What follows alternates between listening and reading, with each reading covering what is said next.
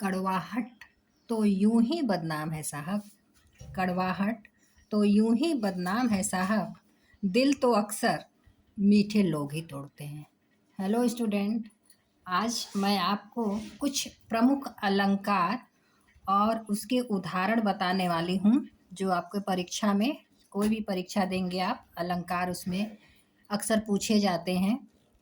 तो आज मैं आपको पहले अलंकार की परिभाषा और फिर कुछ प्रमुख अलंकारों के जो है उदाहरण सहित परिभाषाएं बताती हूँ।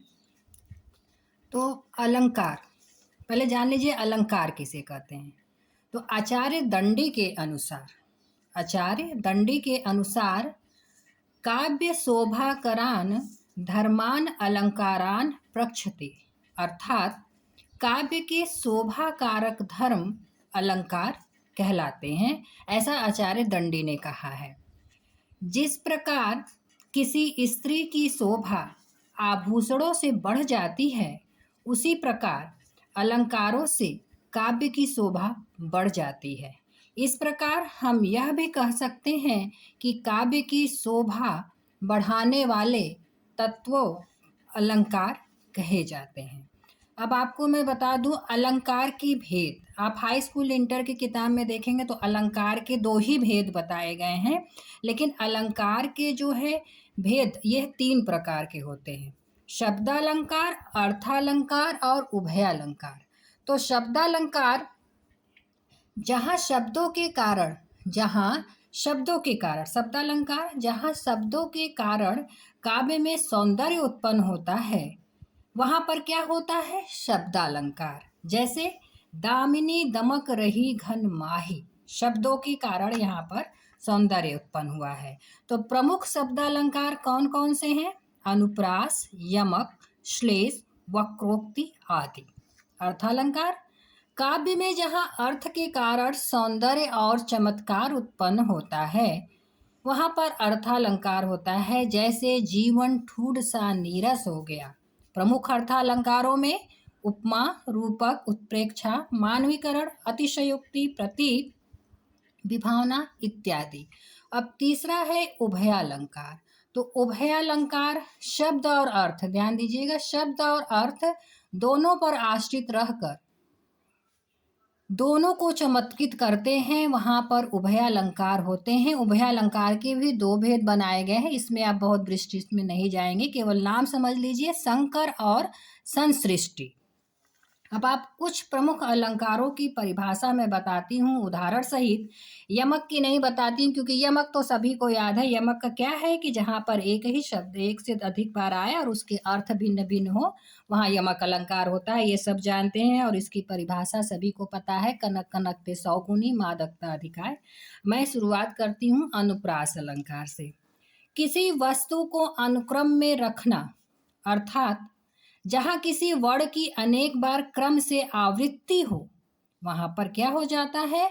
अनुप्रास अलंकार। जैसे चारु चंद्र की चंचल किरणें खेल रही हैं जल थल में।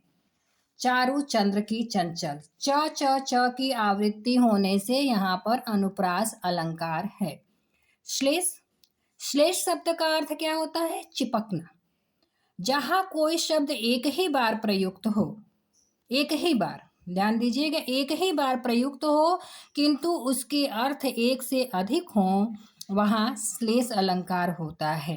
उदाहरण बता रही हूं, जैसे रहीमन पानी राखिए, बिन पानी सब सून, पानी गए न उबरे, मोती मानुष चून। यहाँ पर पानी शब्द के 3 अर्थ है। ये पानी, मोती, मानुष, चून।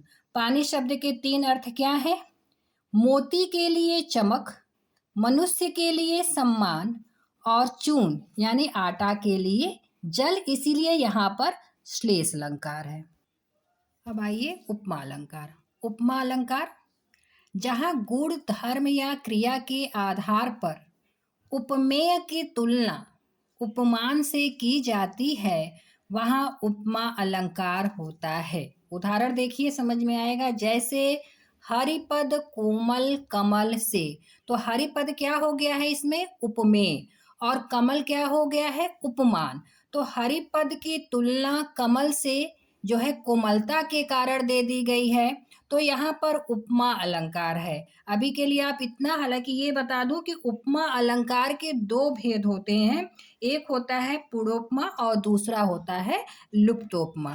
अब आगे आइए उत्प्रेक्षा अलंकार। उत्प्रेक्षा जहाँ रूप गुण आदि की समानता के कारण उपमेय में उपमान की कल्पना की जाए, वहाँ उत्प्रेक्षा अलंकार होता है। देखिए इसे आप बड़े आसानी से पहचान सकते हैं।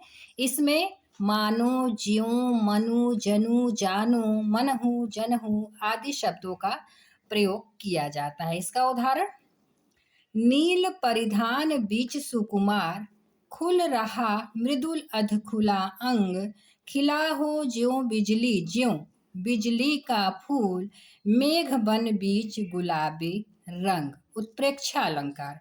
यहाँ पर इसमें उदाहरण में क्या बताया गया है कि नायिका के नीले वस्त्रों के अधखुले अंगों में आकाश के मध्य चमकने वाली बिजली की संभावना प्रकट की गई है। मानवीकरण आइए। मानवीकरण की परिभाषा होती है जहां जड़ वस्तुओं या प्रकृति पर मानवीय चेष्टाओं का आरोप किया जाता है, वहां पर मानवीकरण अलंकार होता है। जैसे बीती विभावरी, जयशंकर प्रसाद का है ये, बीती विभावरी जागरी, अंबर पनघट में डुबो रही, तारा घट ऊषा नागरी। ऊषा रूपी चतुर स्त्री जो है, यहाँ पर रात बीत चुकी है और उषा की कल्पना जो है नारी के रूप में की गई है, इसीलिए यहाँ पर क्या हो जाता है, मानवीकरण। अब आइए अतिशयोक्ति। हालांकि अलंकार तो बहुत हैं, लेकिन कुछ प्रमुख अलंकारों में अतिशयोक्ति अलंकार आप जानते हैं, जब किसी बात को बहुत बढ़ा चढ़ाकर कह दिया जाता है तो वहां पर क्या हो जाता है, अतिशयोक्ति अलंकार हो जाता है। किसी बात को बढ़ा चढ़ाकर कहना। लहरें व्योम चूमती उठती, लहरें व्योम आकाश, तो यहाँ लहरों को आकाश चूमता हुआ दिखाकर अतिशयोक्ति का विधान किया गया है, मतलब बहुत ज्यादा बढ़ा चढ़ा कर वर्णन किया गया है, तो यहाँ पर अतिशयोक्ति अलंकार हो जाएगा। आशा करती हूँ कि आपको ये वीडियो पसंद आएगा। इसके पहले मैंने रस और उसके कुछ अंग बताए थे, आज मैं अलंकार आपको बताई हूँ। धन्यवाद।